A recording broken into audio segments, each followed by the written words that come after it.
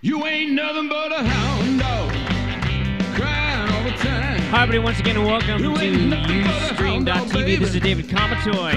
You will listen to the David Comatoy radio show. And today on the show, we've got Jocko from Sha Na Na. That's right, that hit show from the 80s. These guys were at Woodstock, and we're celebrating the 40th anniversary of Woodstock. In just a few moments, we're going to give Jocko a call, so enjoy the music. But that was just a lie. Well, you ain't never got a rabbit and her no friend of mine.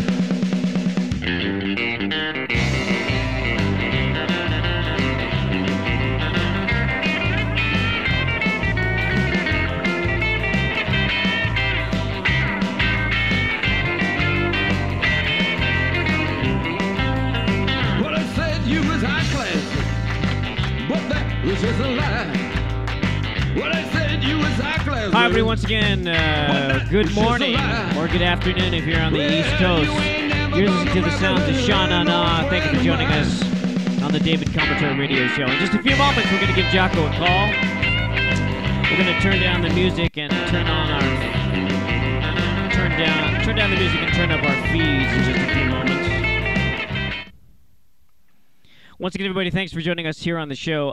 If you're joining us for the first time, you may have caught the press release on Transworld News, Google, or, of course, our email list. You can join the email list at davidcomatoy.com. Once again, this is David Comatoy. Jason Banks joins me in the studio as we set up the feed in order to bring in Jocko Marcellino. Jocko and I met about 15 years ago here in San Diego.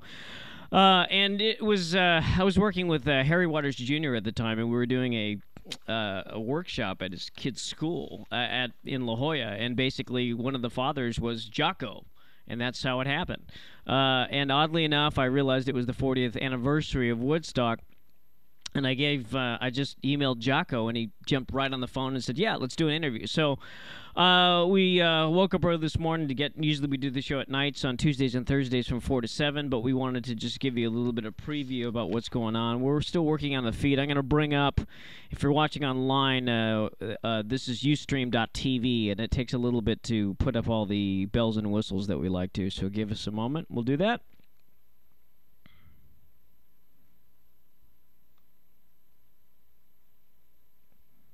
Not very long at all. There it is.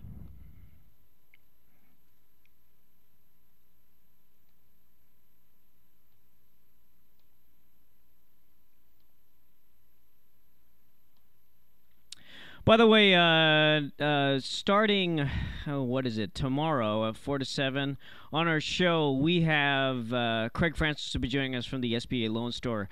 Also, at the top of the hour at 4:15. Also, at the 5 o'clock hour, at this point, we've got the Masters Hall of Fame in martial arts. We were there this weekend, and we were going to talk a little bit about that.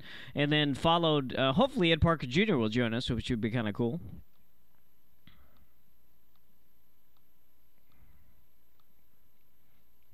There's all the bells and whistles, and we're up. Yay! The audience is happy. Once again, everybody, if you're just joining the show, Jocko Marcellino, here's a press release. We got some cool stuff that's happening. If you take a look in the... if you actually take a look at some of the stuff that we're doing online, you can see it at davidcomatoy.com. Here's the thing. Sha Na Na is actually enjoying its 40th anniversary, and that's sort of what we want to report in. But I know Jocko's waiting for a call from us, but I'm going to give you a little preview before we do that.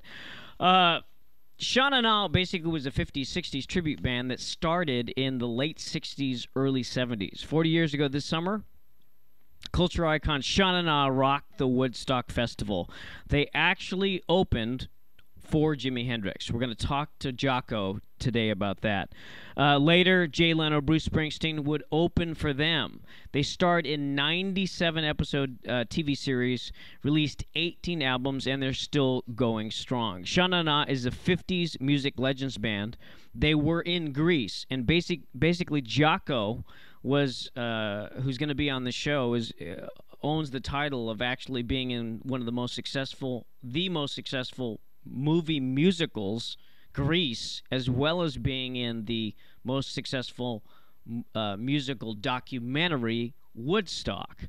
And when these guys actually hit Woodstock, they were the only band that did not have a record deal. And they went on Sunset. They went out actually on at sunrise on the day of the second day, right before Jimi Hendrix. And right after that show, essentially, they got a record deal, and sort of the rest is history. These guys have been around for a while. I grew up watching them. I know he hates to hear that, but I did. and you know, they went on to do. They're still doing 100 shows a year. So once again, Jocko Marcellino is going to join us in just a few moments. Let's give him a call. Da, da, da.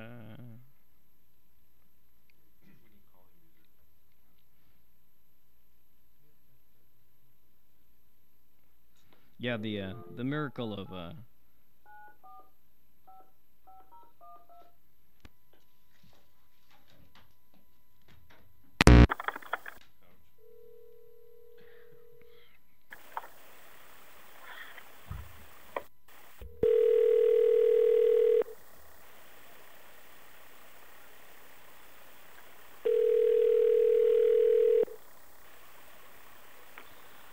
classic if he doesn't answer.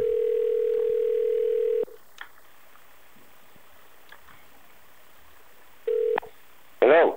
Jocko Marcellino. How you doing, brother? Good, man. How are you? Good. Good. Hey, welcome to the show. It's great to have you on. Thanks for joining us. We're on the air. We're on the air. You're live on the internet. All right, dude. How's everything going? I'm good, man. It's so good to hear from you. By the way, I just want to say thanks for doing this because we haven't talked in years. I know I emailed you last year when I was producing an album, but at the same time, it's just great to hear your voice. I'm still doing it, brother. Yes, you are. Hey, so I know we don't have too much time, but I wanted to check in with you just about... By the way, congratulations. 40 years on a great career. You're still doing it, and it's the 40th anniversary of Woodstock. So basically, you guys never... Number one, you guys never stopped. But two... No, we never stopped, man. But two, you guys, you've been doing a ton of stuff around Woodstock. Tell us what's been happening for the 40th anniversary of Woodstock. Tell us about some of the stuff that's been going on. Well, it really started, Warner Brothers people did a Blu-ray edition that has 2 new hours of music, plus they have an hour of talking heads, and I'm part of that. I do some talking, and Martin Scorsese talks, because then I also found that Martin Scorsese was the one who edited Sean and I's footage for Woodstock.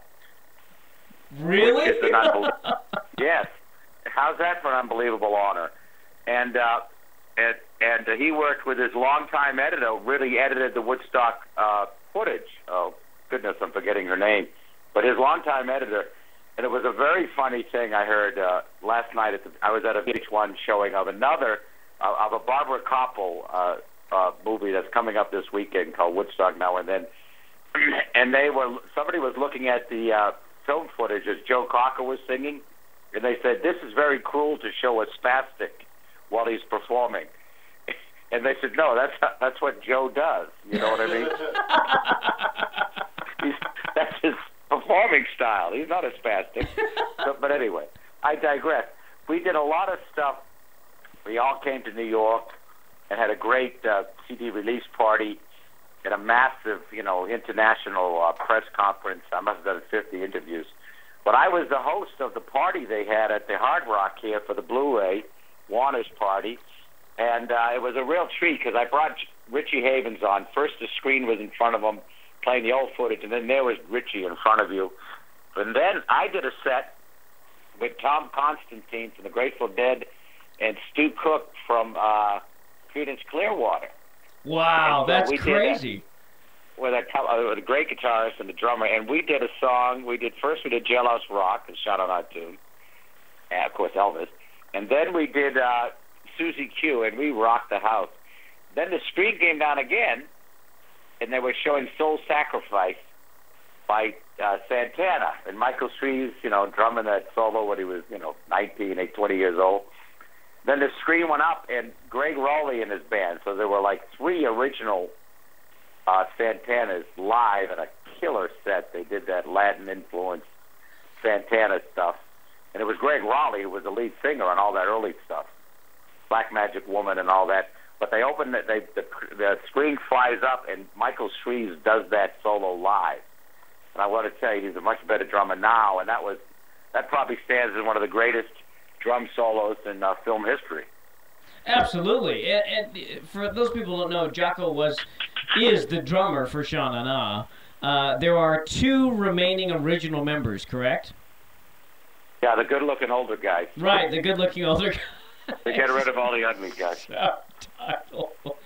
You know, invariably when I told people that, you know, you were going to be on the show, they always ask about the old cast members because, you know, that's, I mean, I know you hate hearing this, but I really did grow up watching your show. Oh, get out of town. I know How you hate that. How old are you? I don't like to say. Grow up. Grow up, for goodness sake. Well, it's only funny because people come up to me now and say that, hey, you know, we were on our first date when we saw your show, and they have, like, teenagers, so I totally understand. Don't go there. I know, exactly. Exactly. We don't like to say. Anyway, so 40 years of Sha Na Na. Tell us about what was it like performing at Woodstock? Because, I mean, I gave the little bit of the preview of the fact that you guys went on directly before you went on right before Jimi Hendrix. On the second day. We were the very last day. We were Monday morning. Okay? You there? I'm here. We were Monday morning before Hendrix. Hendrix went on at 9 o'clock. It's been interesting seeing getting all these facts straight, because believe me, you have some, you revisit these images in your head and you get them wrong, you know. But we went on probably around 8 o'clock, Monday morning, and there was 40,000 people left out of 500,000. And the place looked like a mud field. It looked like a refugee camp. And we thought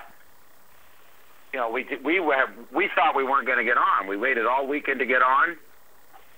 And, finally they said, "Shut up, get up there," because, everything was delayed. Acts showed up. They had a rainstorm. You remember in the film, people rolling down the hill in the rain and the mud? Yeah. But so they finally got us up there, and luckily they were really getting their camera crew together for Hendrix, and they caught most of our set. And At the Hop made the film, and the way that they edited the film, he put it in much earlier than it actually happened, and it was a great shot for us, a great slot. It went from us doing At the Hop, and then they went into a section of the film about transcendental meditation. So talk about roots and roots.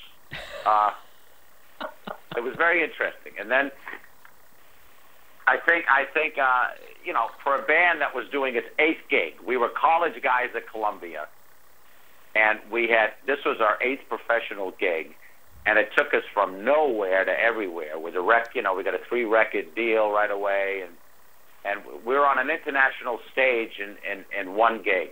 And we happened to play the most seminal concert in history. I'm not just going to say rock and roll history, but in history. Because you got to understand, I experienced it, waiting out there for 3 days to get on, like any other kid in America who was out there. And then I also experienced it as a performer. But more importantly, as a teenager in America, we had gone through the most volatile decade of socially and politically in American history. It'd probably have to go back to the Civil War and the Great Wars, but this was, in that decade, Dr. King got assassinated, the Kennedys got assassinated, it was a civil rights movement, it was the women's movement, it was the war in Vietnam, the protests against the war in Vietnam, the Democratic Convention, the Summer of Love, and here's Woodstock at the end of it. And we really did have a Woodstock nation for about 6 months until they had Altamont. Until the Stones decided to have the Hells Angels be bouncers at Altamont. But I digress. That was such an intense period, and Woodstock was the denouement. Woodstock was sort of the the last hurrah of the 60s, to enjoy this celebration. And we really were the counterculture. And the important part was how we cooperated, okay? The fans, the producers, the local townspeople were great getting food, and the military helped with medicine. I mean, the police were great, and we showed the world who was watching what we could do and cooperate. And there was a birth, there was a death, it was an accidental death. But there was one point on Sunday, this I also learned recently. The producers were talking, Nelson Rockefeller, the governor, calls in and says, I'm going to send over some National Guard. That was the last thing in the world they needed, was troops coming in armed with rifles. And that's what he wanted to do. They said, no, we got it covered. Just because, of course, the media, after the rain and everything on Sunday, was saying, what a mess, what a disaster. But kids were calling out to their folks. There were rows of payphones. This is before cell phones, guys. And saying, no, everybody's really cooperating. We're all okay. And then the word changed. You know what I mean? Now we're in a different, look at us. We're online. It's a whole different media connect now. But back in those days, they had to depend on a kid on a payphone calling his dad, who knew a reporter, who started the word that, no, this is not a disaster. This is one of the great pieces of cooperation in American history. Wow. And to boot it all off, that intense atmosphere made every act who performed step up their game. Do you know, they were some of the killer. Crosby, Stills and Nash acoustic set was brilliant. The second time they had done it. Sly and the Family Stone kicked ass and took names, man. They were so good. There was nothing close to it except for Hendrix. Nothing close to what Sly did that night and what he was doing. But you caught Sly, and Sly got a little drug problem later, unfortunately, a little, a big. So I don't know if you saw him again that great. He was unbelievable that night. And it's so eerie to watch it because they lost their stage lighting. This is how things went. So they only had Super Troopers. So there was this total massive darkness sprinkled with campfires. And I had a moment. I had a moment where I was, like a few other people, we were experimenting with different, I would say, not FDA-approved drugs. Sure. And, yeah. So and we're back in, the performance pavilion. Hey, look at, I'm a performer, and everything's all groovy, but damn, all of a sudden they need all that area for emergencies, and kids are on bummers, and I go, oh, shit. I go, man, I got to be alone. So I decided I wanted to be alone, but I had a problem because there was 500,000 people there, and nobody could get in or out. I need to be alone. So what I did, there was a little problem there with my claustrophobia. But I turned around and with a couple of buddies, my bass player Bruce, and we headed up the hill. Kept going and kept going. And what got me back in the groove, I turned around and I see all this massive hillside with the campfires flickering, and there was a smoke of all sorts of kinds of smoke in the air. So it gave this wild effect. And on the stage was Creedence Clearwater. Wow. And they were singing Born on a Bayou, man. And the groove just got me back in the groove. That's all I can say, man. It got me back in the groove. And that's how the weekend sort of was, man. It was the best of times and the worst of times, to use a Dickens term, because you were euphoric. You were hearing this unbelievable music from the best in the world and some of the best of all time. And then other times that you were cold, muddy, damp, couldn't get dry. I was sleeping in vans, and then the sun came out, took a swim in the lake like everybody else. Hey, cut that out. Who's that? I don't know. Hey, man, I was at Woodstock. Dude. Anyway, and long and short of it, it was an extraordinary thing to be part of, and a seminal performance, an event, socially and politically, in American history, if not history. I'm just getting chills just, listening to these insane stories because so many, like, as you're saying, so many of the iconic legends that we know in music today were there. But you've brought up a very solid point that what we consider being the culture, the commonplace culture, the establishment per se that's now really came from that era. They really came from that growing women's movement. The fact that we see women regularly in roles that we never saw them 40 years ago in. That we see that we accept ethnics the same way. I mean, these things are commonplace to me, but not 40 years ago. Absolutely, dude. Look at it. Look at what we've come. And I have young people say, we just didn't have the hope then. We didn't, you guys were, and it's overwhelming because, the environmental movement came, and some people can get overwhelmed like, damn, is it too late? You know what I mean? And our government, certainly the last administration, is taking worldwide action. It can get very depressing, I could imagine, to look ahead. But then I say to them, hold on now. You just went out, and the youth movement, the current youth, went and elected Barack Obama, who ran on hope, who ran on a fresh new thing. And talk about changes. We got an Afro-American in the White House, and Sotomayor just got on the Supreme Court because of him. And that's pretty extraordinary in America. We have a Latina woman on the Supreme Court. So, yes, change. You can hit the streets and affect change, and they just demonstrated it again. And I think there's a connect there to the political and social movement that was the Woodstock Nation.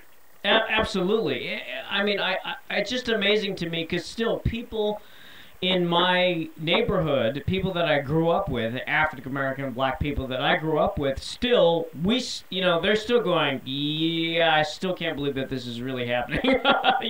I have people, sure. We have friends working in the administration. It's just, it's crazy. But at the same time, it really started back then. And really, yes, it was a celebration. Yes, it was a rock and roll concert.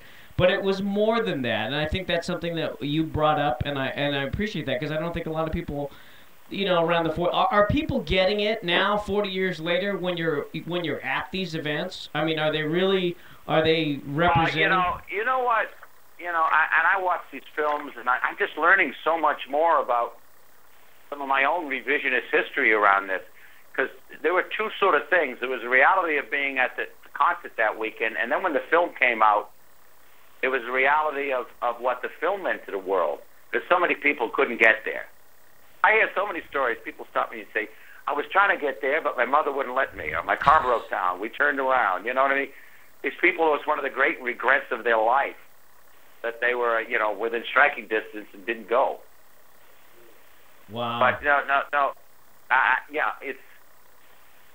It's. I think people do get the message, and you go back and listen to Joni Mitchell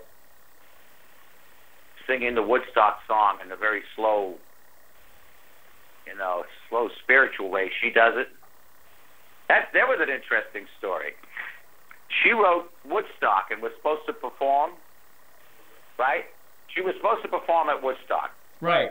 And the next day, she was doing the David Cavett show, okay? So her manager, she was supposed to do it Monday or Tuesday or something, and her manager said, oh, we're going to cancel you out of Woodstock because you'll never get there to do the show, and this show's too important on the David Cavett show. So she agreed with the management, and reluctantly, and didn't play at Woodstock, not knowing what she missed. So she sat in a hotel room watching the news report and sang and wrote that song. Came upon a child of God who was walking down the road. Wow. We are stars, we are golden. Got to get ourselves back to the garden, baby. Wow. Question from Jason Banks is in the room with me.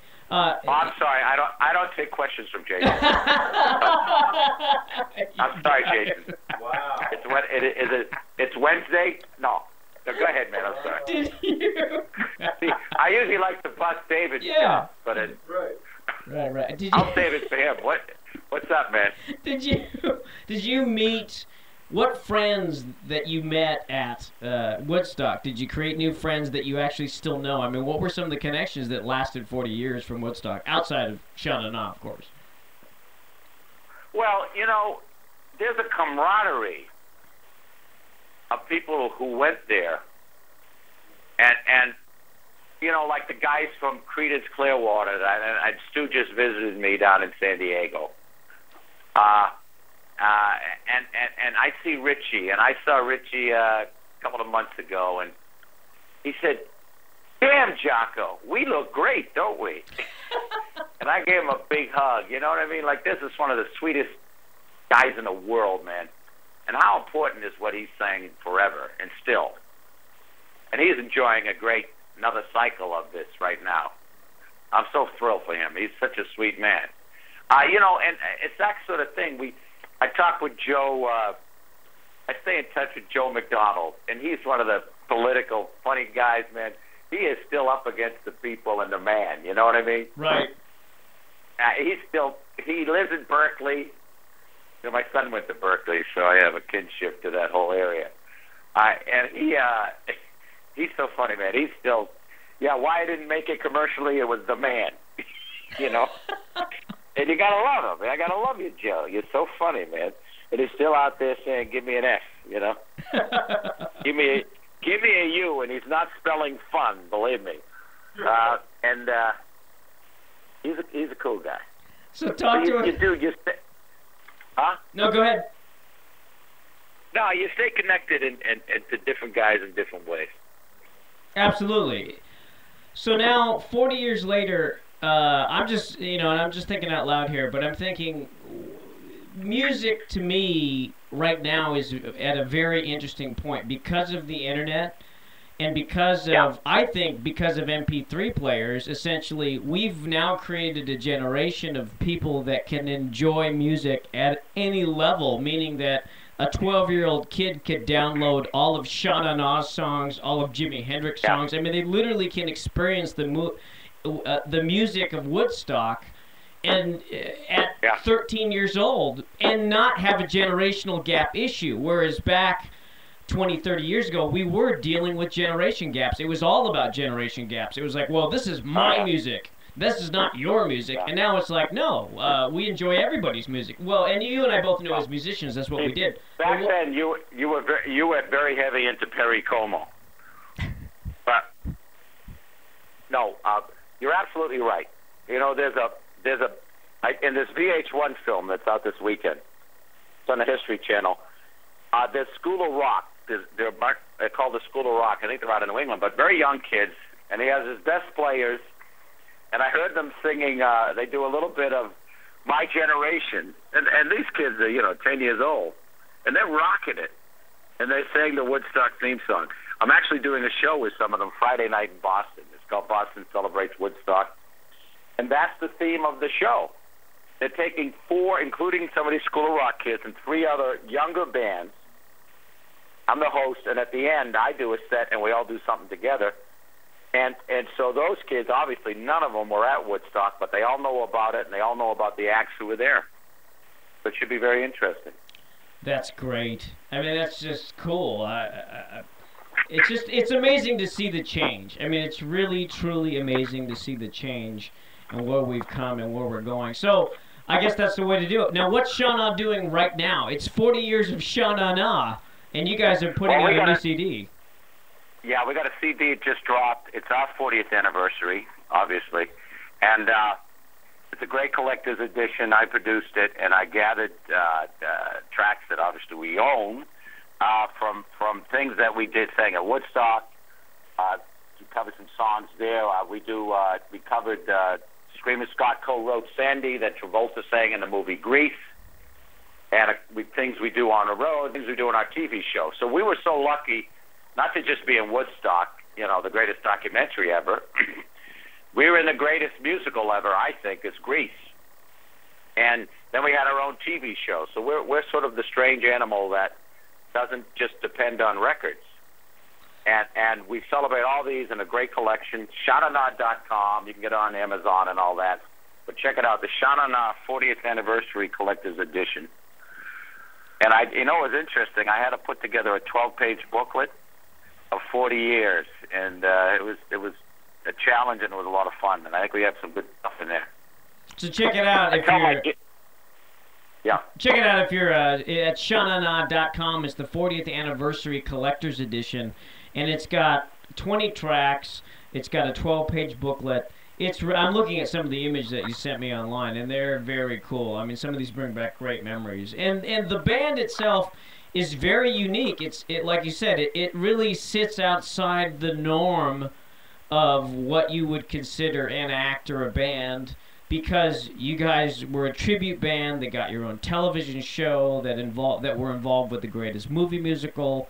And it's just it's a great legend. I mean, you guys were theater guys, right? I mean, you met at school, and you guys were still going to school while you were touring the original Sha Na Na the first years. Yeah, I started Sha Na Na my freshman year, and I even after Woodstock, I went back and got my BA from Columbia, and I got my master's from NYU while I toured.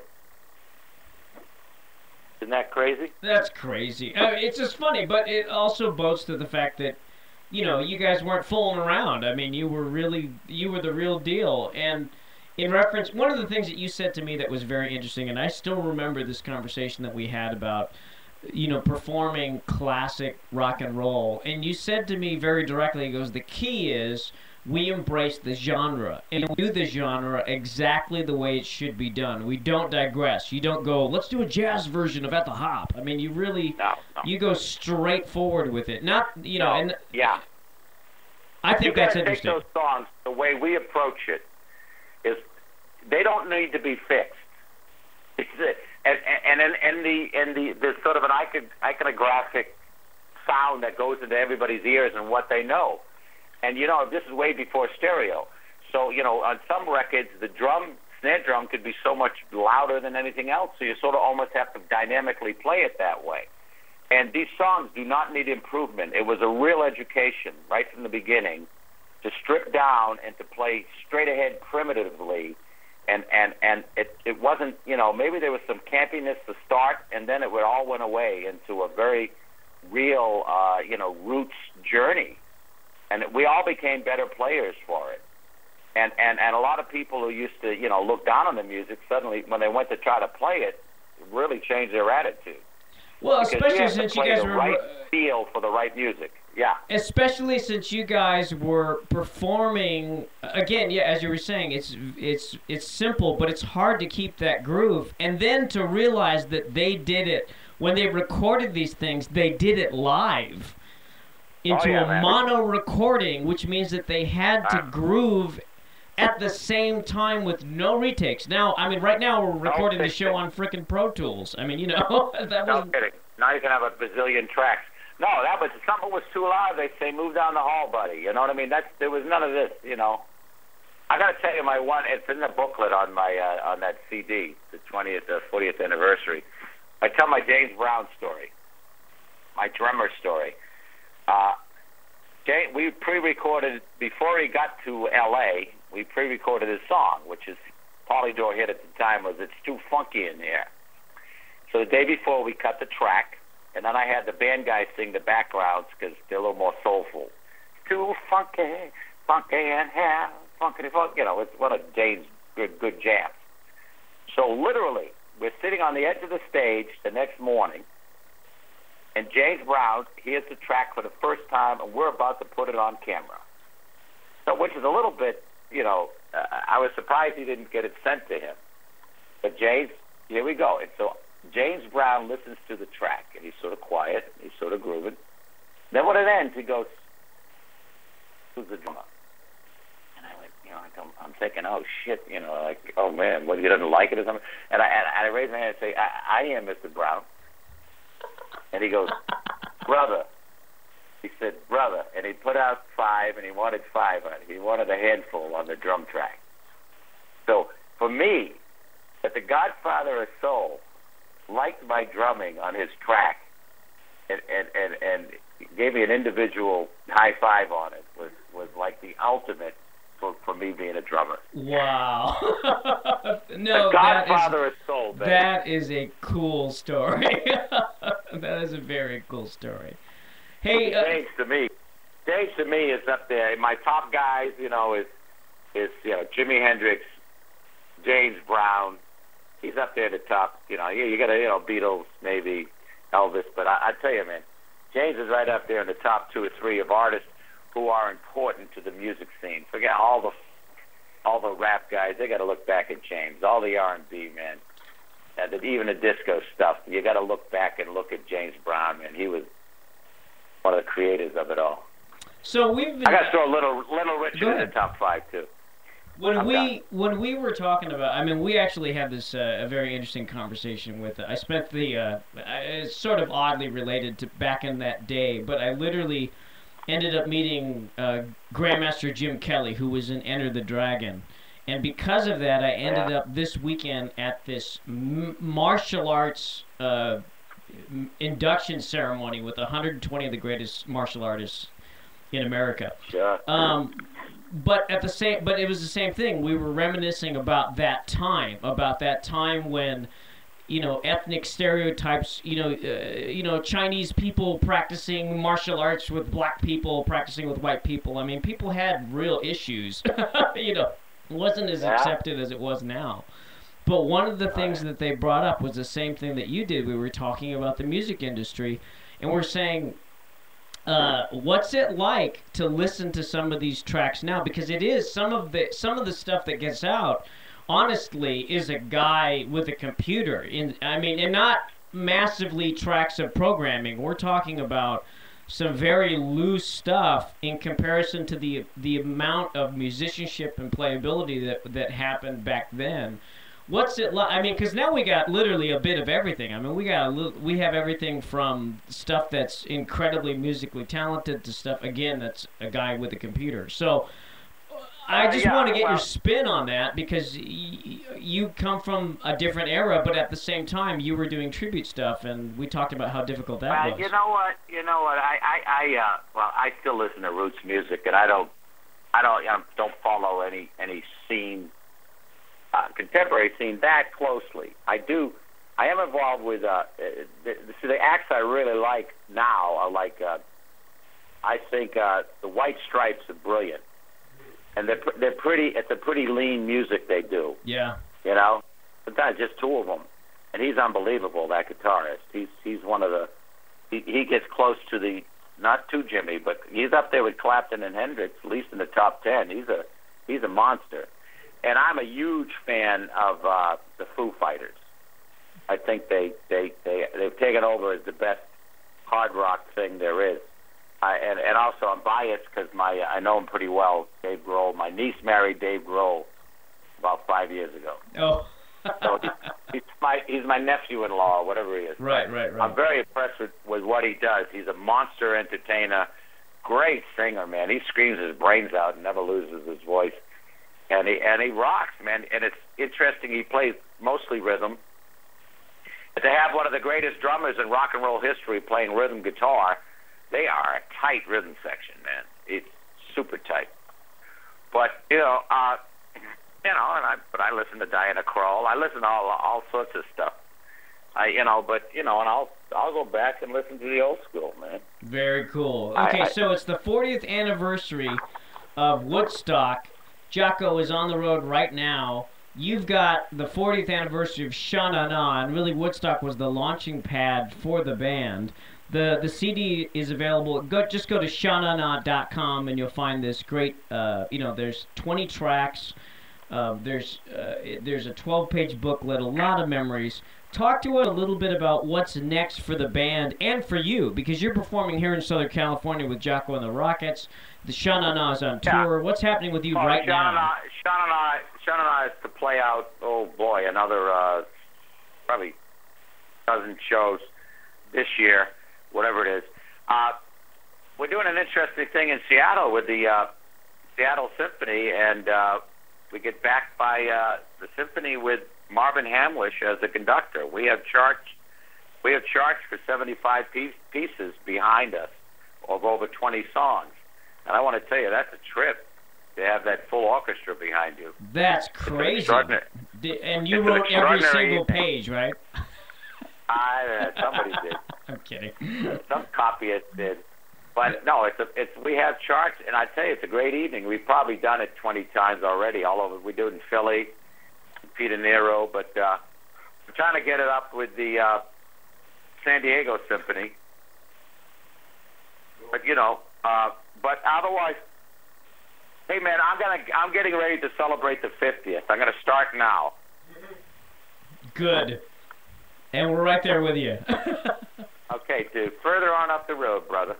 Further on up the road. Once again, my guest, Jocko Marcellino of Sha Na Na, celebrating the 40th anniversary of Woodstock and the 40th anniversary of Sha Na Na. I know you got to go. I know you got to take off. You've got what's on the plate today? What's happening right now? Oh man, I'm going up to Sirius Radio, and this should be fun. I'm doing a Cousin Brucey show, who is the great New York DJ, but then they're bringing me over to another show, and I'm going to guest DJ and play my playlist of the songs I liked at Woodstock. Oh, now that's very cool. Yeah, and some of them are the obvious ones. You know, I got to play. I want to take you higher, and I got to play When Johnny Comes, Richie Havens song, the anti-war song. But there's like Johnny Winters does Tobacco Road, man, and he tears it up. There are other songs you don't hear so much, and on this new Rhino collection, which Sha Na Na is on, there's some gems, man. There's some gems. Very so anyway, cool. that should be fun to do. And then I'm doing a pledge. They have a PBS station here in New York tonight has a pledge drive, and we're giving away some of the new Sha Na Na CDs. And then I go up to Boston tomorrow, and I'm on a panel with the Wavy Gravy movie and some people, attendees of Woodstock. And Friday night I do that show in Boston at the Regent that I told you about. It's called Woodstock: The Next Generation, with younger folks playing and sharing all these great songs from the era. Fantastic. So we're busy. Woodstock: The Next Generation in Boston. You're going to be on Sirius Radio. And then where are you going to, tell us again, where are you going to do your playlist, your guest DJing? I'm not sure which Sirius show it is. I got to be honest with you. That's fine. It's one of the Sirius. I'm sure you can Google around and find it. Absolutely. I will Google around. Once again, thanks for joining us, Jocko Marcellino. I know you got to go. I know. I'm looking at the clock, and I know you want to spend more time with us, but you were supposed to be gone at 45, and it's like 10 now. Yep. So I know you got to run. That's right. All right, dudes. Be good, David. I'll talk to you soon, man. Yeah, I'll talk to you back at home. Once Keep again, rocking. keep rocking, man. Hey, congratulations. Once again, our guest, Jocko Marcellino. You can check it out at shanana.com on the special edition of the David Comatory Radio Show. This is going to be available on YouTube, on Ustream, and we may cut a special version of it because we rolled tape. We'll see if we can get to that with the mountain of editing that we're doing right now. But we wanted to get this on the wire right away. You can find the press release at transworldnews.com. Every week, Tuesdays and Thursdays, we try to go live from 4 to 7. And it's ish just because this is an internet show. It's sort of reminiscent of the old days of television and radio in the sense that things can happen. Feeds can go a little wiggy, and computer connections could go down, but it's great. Thank you for joining us. Once again, Tuesdays and Thursdays we talk about entertainment, entrepreneurship, and email marketing on a regular basis. And this Thursday, tomorrow night, Craig Francis of the SBA Lone Star will be joining us. He's currently at the top of the search engines with helping people with SBA loans. Also at 5-ish that we're going to visit again with the Masters Hall of Fame of Martial Arts. We're going to visit with some of the executive staff there. There were 120 inductees, and if you've practiced any form of martial arts, you got to support. Just get that. And actually, if we can, we're going to try to get Ed Parker Jr., Ed Parker's senior son, who started the Long Beach tournament. He's actually doing graphic arts, and he's again another theater major, a theater major, an art major who happened to do martial arts, but his T-shirt designs are off the hook. I mean, really, I'm wearing them on the show, and you'll love them. Once again, I'm David Comatoy. That's Jason Banks. And good morning, everybody. That's different for us, and we'll see you tomorrow night from 4 to 7. Thanks for tuning in. Bye.